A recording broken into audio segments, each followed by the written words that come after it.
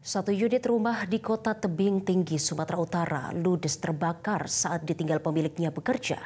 Tidak ada korban jiwa dalam peristiwa kebakaran tersebut.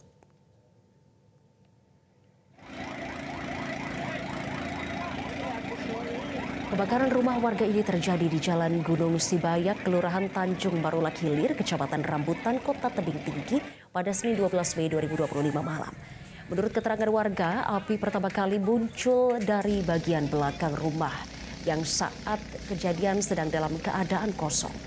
Warga pun sempat berusaha memadamkan api dengan peralatan seadanya. Namun api dengan cepat menjalar dan membakar seisi rumah. 5 unit mobil pemadam pemerintah Kota Tebing Tinggi diturunkan ke lokasi untuk memadamkan api. Api baru berhasil dijinakkan setelah petugas pemadam berjuang selama lebih dari 1 jam. Belum diketahui pasti penyebab kebakaran tersebut karena masih dalam proses penyelidikan pihak kepolisian. Dilaporkan ada kejadian 65, satu unit rumah tinggal. Tadi menerima panggilan dari call center Dinas Pemadam Kebakaran jam 7:15.